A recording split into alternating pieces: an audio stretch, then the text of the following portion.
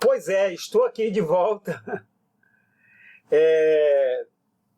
trazendo esse debate tão produtivo em relação a como começou a nossa educação, nosso formato de educação brasileira, a história. Vocês até podem me perguntar assim depois. Mas professor, por que esse debate tão exaustivo em relação à nossa educação, já que a gente precisa tá dizendo que está acontecendo no momento, mas nós temos 15 aulas. Hoje nós estamos indo para a nossa terceira aula, terceiro encontro, e de peito aberto, falando de todo o processo, desde a colonização até nós vamos chegar nos dias de hoje. Vamos falar sim da luta de Paulo Freire. Já começamos a falar aí nesse período aí do Anísio Teixeira, Fernando Azevedo. O Paulo Freire já estava encampando luta aqui no Pernambuco também. E vocês vão ver como os golpes, eles não estão preocupados de maneira alguma com a educação brasileira. Eu vou dar aula. A filha da Olga Benário, com o Cavaleiro da Esperança, Luiz Carlos Prestes, ela é historiadora e ela escreve um livro sobre a obra do pai dela. Eu tenho esse livro. E ela vai falar que quando o pai dela chega no Exército Brasileiro, o Exército Brasileiro era um exército feito de homens analfabetos, que não sabiam ler nem escrever. E ele, Luiz Carlos Prestes, o Cavaleiro da Esperança, é quem monta as escolas do Exército Brasileiro. E essas escolas, elas são montadas com um cunho humanista. Ele monta essas escolas e monta com muito zelo, com muita presteza, com tudo que se deva fazer. O grande problema é que essas escolas do Exército Brasileiro, elas não se renovaram, não acompanharam. Mas o Luiz, enquanto esteve lá, ele é quem dá o primeiro passo para que o Exército tenha escolarização. Então se esteve Marinha, Exército e Aeronáutica. Era como se fazia antigamente para ir para o Exército. Fulano ali é bruto, vamos botar para o Exército. Era da mesma forma que se fazia com a alfabetização.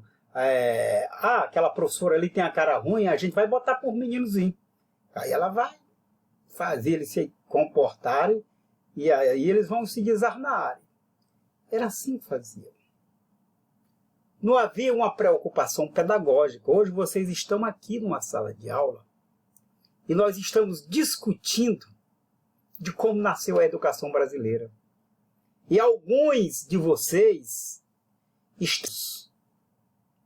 que o nosso país foi feito de golpe em cima de golpe. E a cada golpe era um golpe no crescimento da educação. E a cada golpe era um golpe. Como a gente falou agora há pouco, e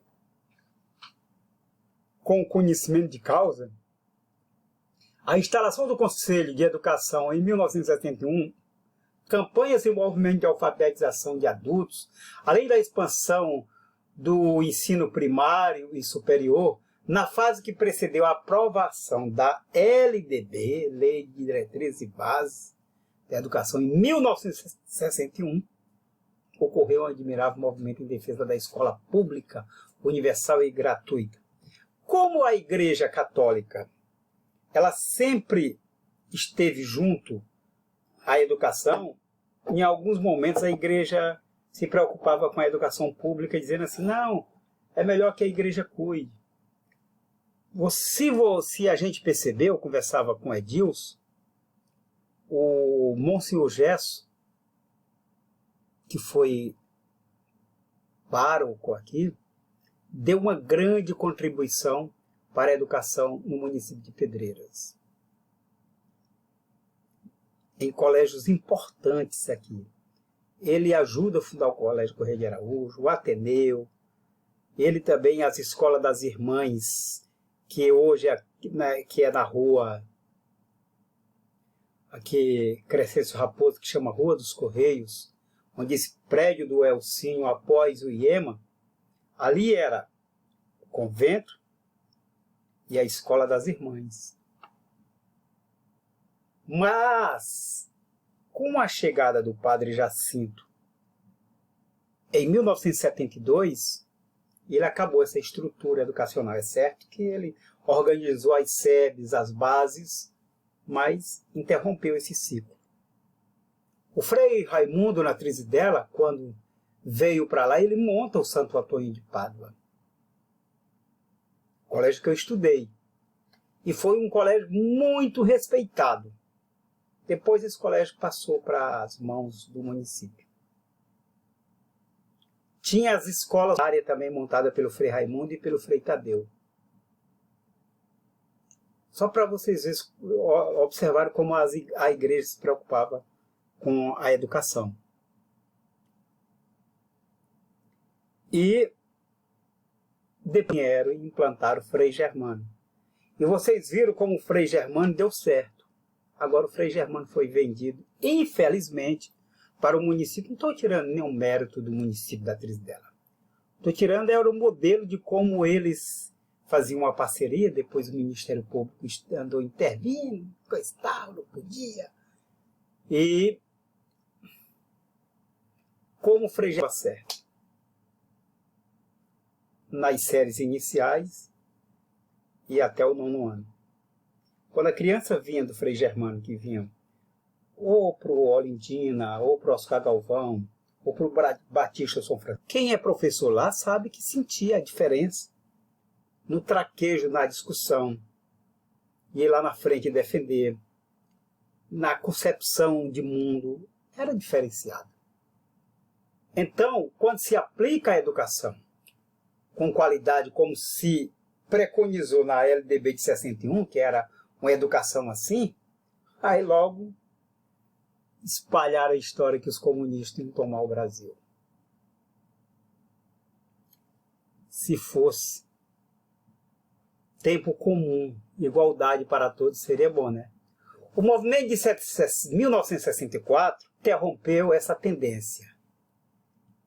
Em 1969 e 1971 foram aprovadas, respectivamente, a Lei 5.540/68. 68 é o ano que nasci. E 5.692/71. Introduzicativas na estrutura do ensino superior e do ensino de primeiro e segundo graus, que chamava primeiro e segundo grau. Eu digo para todas as turmas, e eu brinco, que eu sou antigo, porque eu estudei primeiro ano fraco, primeiro ano forte. Aí, na estrutura do ensino superior e do ensino de primeiro e segundo grau, cujos diplomas vieram basicamente em ardor até os dias atuais.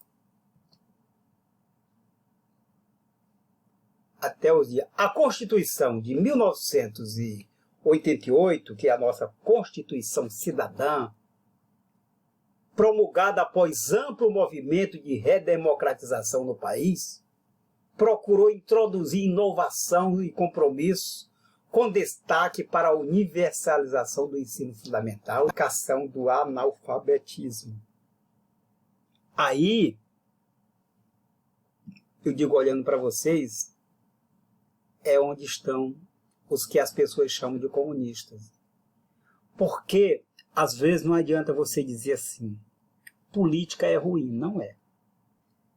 Quem decide a nossa vida é política. E se a gente escolhe errado, a gente vai ter quem vai decidir errado pela gente.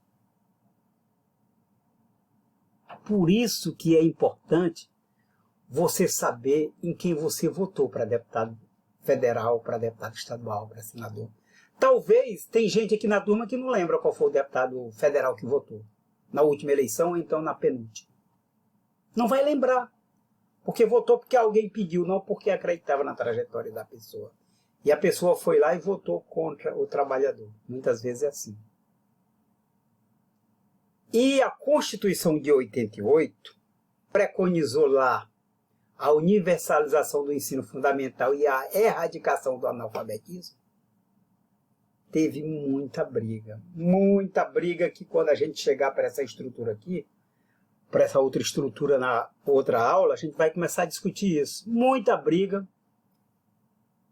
para poder ter os avanços que tivemos. Porque antes de 1988, minha gente, um professor ganhava menos de um salário mínimo. Menos de um salário mínimo. Digo isso porque acompanhei os movimentos de greve em Pedreiras. Eu era radialista, trabalhei na Rádio Cultura e também me envolvia, porque assim, terminava o que a gente chama de... Como eu casei muito cedo, tinha que trabalhar para sustentar, aí eu terminava o que a gente chama de segundo grau, terminou o científico, vou fazer o básico, vamos fazer o magistério, aí contabilidade, aí por último eu fiz a contabilidade. Eu ia estudar para não ficar fora, porque não tinha a universidade aqui. Aí consegui fazer um curso de rádio pela Abraço, Associação Brasileira de Rádio Comunitária, em 98, 97, 98. Com um apoio da Prefeitura de Blanes, que é uma prefeitura de uma cidade da Espanha, e da Associação Brasileira de Rádio Comunitária e da UFMA. Só que a UFMA até agora nunca entregou esse diploma para a gente. De 28, ficamos 24, que era multiplicadores.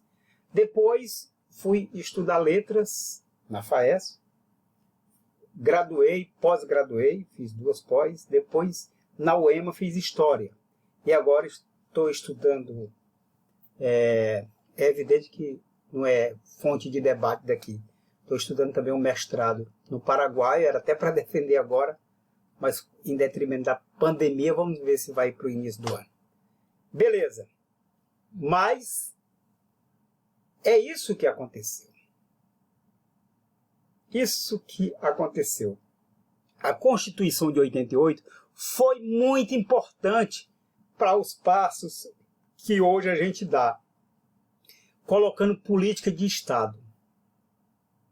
O que é política de Estado e política de um mandato? Política de um mandato, se um prefeito ou governador vem, ele, não, eu não quero isso. Mas política de Estado é uma lei, ela está lá e ela não vai mudar. Não vai mudar. A LDB não vai mudar. O Conselho da Criança e do Adolescente não vai mudar. Os recursos da educação não irão mudar. Pode até tentar diminuir, como já estão tentando. Da saúde também não vai mudar. É política de Estado, não é política de um mandato. Foi o cuidado que tiveram na Constituição de 1988. E essa história de quem começou a pagar um salário mínimo aqui, eu conto depois, que foi o governo Edmilson Filho, mas não foi porque ele quis, não. Foi porque o sindicato entrou na justiça e fez ele pagar. Que ninguém podia ganhar menos de um salário mínimo depois da Constituição Cidadã de 1988. Uma briga muito grande, grandiosa. Quem era presidente do sindicato era a minha irmã, Estete Sabarreto. Eu estava lá nas fileiras, estava lá brigando. E a coisa acontece mais ou menos assim. Na próxima, nós vamos dividir assim. Primeiro tempo com esses 4 vídeos. Depois, às 8h10, a gente vai para um chat até 9 horas. Aí depois eu vou abrir para um fórum em relação ao padre José de Anchieta, Tá bom? Com vocês. Aquele abraço.